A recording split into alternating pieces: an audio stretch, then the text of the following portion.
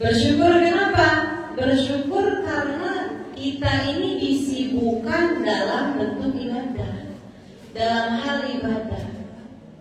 Ibu-ibu sibuknya ngapain Bu? Tiap hari aktivitasnya apa aja Bu? Aduh, repot deh saya pokoknya di rumah begini.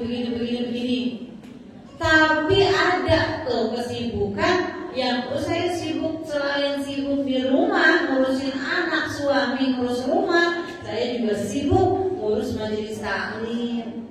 Saya juga sibuk ngaji di sini, ngaji di sana, ngaji ini, ngaji itu, masya Allah. Kesibukannya bukan cuma untuk kesibukan duniawi aja, tapi juga insya Allah ada akhiratnya.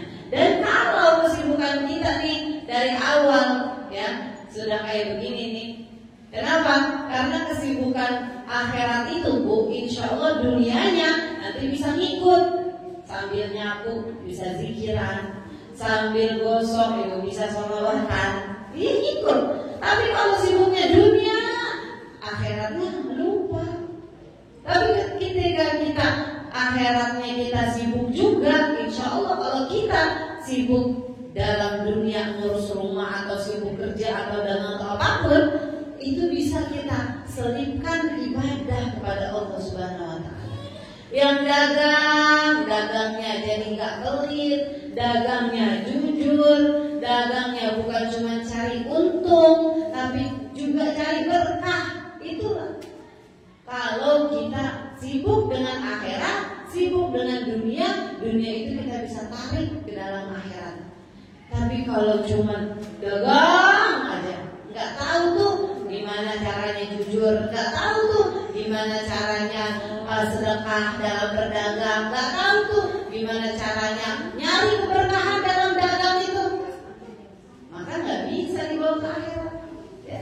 Maka kita beruntung, alhamdulillah Allah kasih kita umur, dan umur kita ini masih kita sibukkan dalam beribadah. Mudah-mudahan di mana ada kesibukan duniawi bisa kita tarik duniawi itu dalam akhirat kita. Amin ya robbal alamin. Coba nyapunya tukang ngaji sama nyapunya orang yang nggak suka ngaji.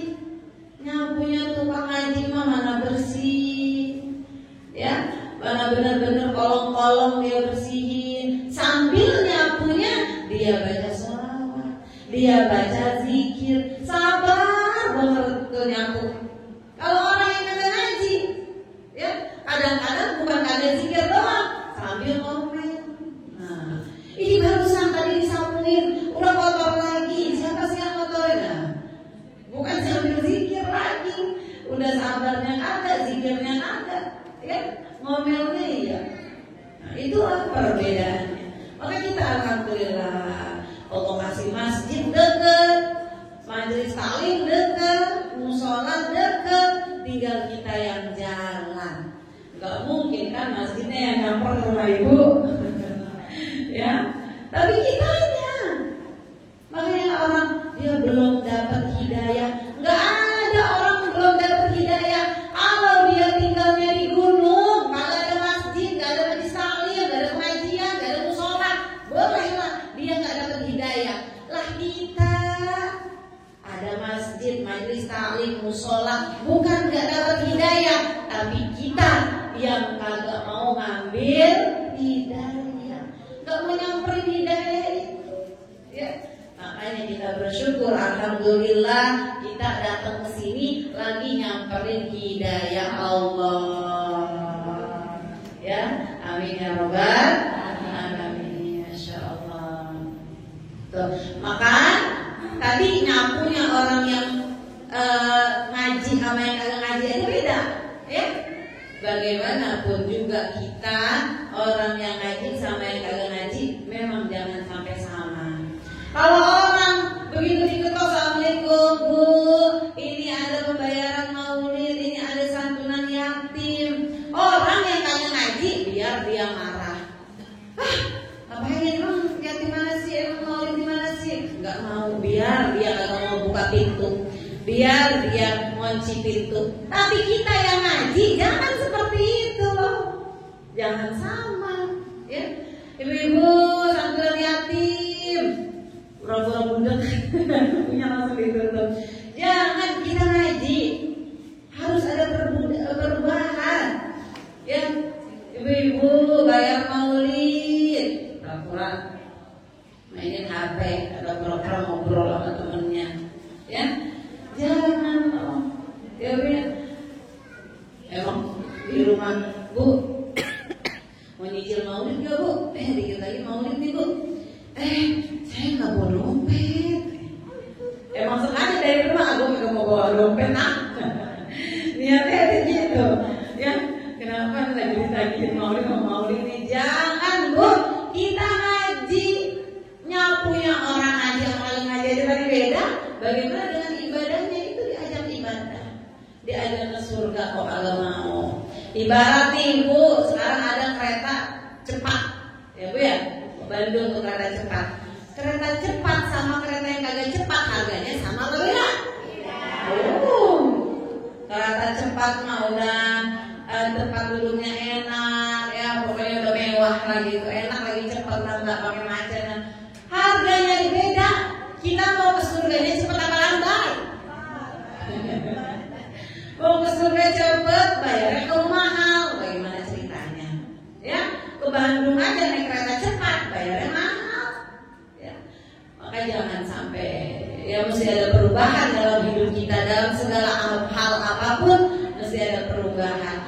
Orang yang beriman itu, orang yang mempunyai keimanan di hatinya itu, kerjaannya cuma amal soleh.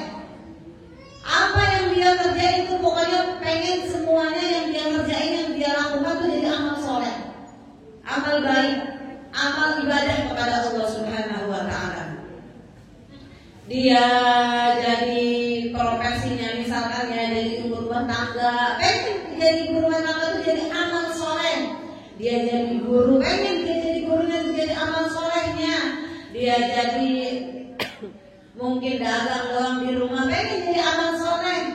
Ya, dia mungkin profesinya jadi dokter atau jadi apa segala macam, apapun profesinya, apapun kerjaannya. Kalau orang yang beriman, semuanya kerjaan yang dia kerjain pengen supaya kerjaannya itu jadi amal soleh.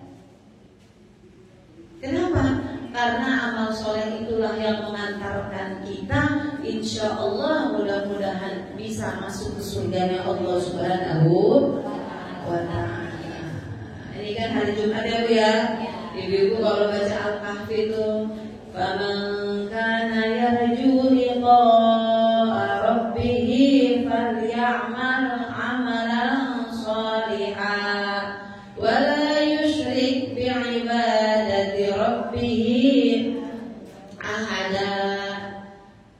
Kalau kita mau jumpa dengan Allah, dan kenapa kita bisa jumpa dengan Allah? Dengan rahmatnya. Karena kita dapat rahmatnya Allah, maka kerjakanlah amal soleh, amal kebaikan, amal ibadah. Ngurusin anak biar jadi ibadah.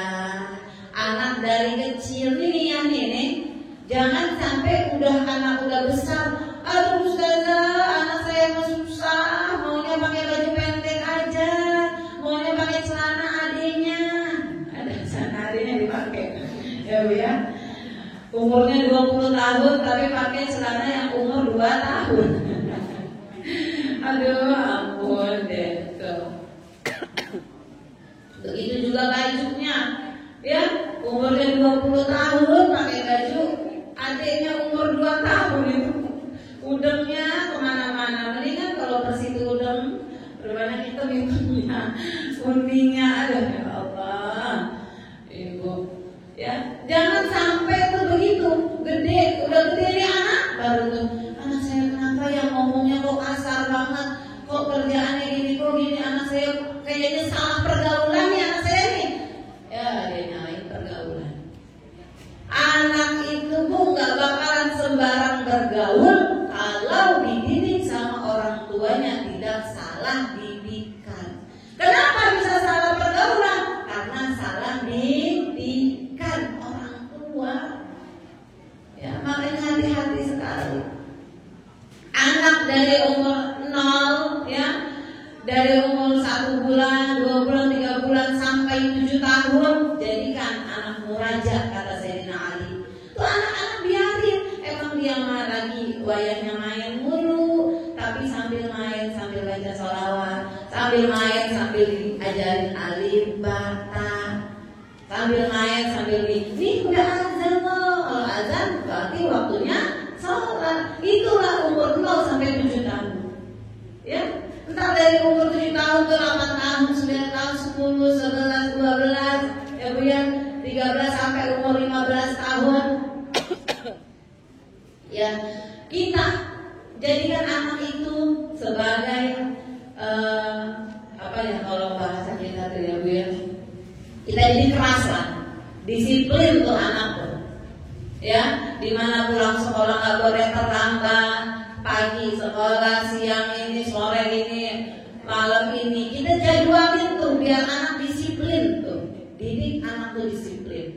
Dulu saya di pondok tuh ya Bu ya, Masya Allah saking sibuknya di pondok pesantren tuh Bu, waktu buat nyisir sama gunting buku tuh nggak ada. Kenapa? Karena sibuk sekali. Perasaan tuh buka kitab lagi, udah wayahnya ini lagi, wayahnya itu. Aduh kok kayaknya buat nyisiran aja kagak sempat gitu ya. Belum mandinya ngantri, nyucinya ngantri, jemurnya ngantri. Aduh masak juga ngantri. Ya buat waktu buat apalagi buat waktu buat leha-lehanya tuh. Wah umur segitu tuh yang lebih bagusnya, lebih baiknya udah dia lulus SD pesantrenin deh. Kalau kita memang nggak bisa didik anak kita sendiri, daripada taruh udah gedenya kita yang kewalahan sendiri, ya maka na'udzubillah min dzalik, jangan sampai anak kita bisa kita bilang salah pergaulan. Ternyata yang nanti dituntut di akhirat ibunya, bukan teman-temannya, karena bukan salah pergaulan, tapi salah didikan. Na'udzubillah min dzalik. Kalau kita cinta sama anak-anak kita, ajak anak-anak kita untuk beramal soleh.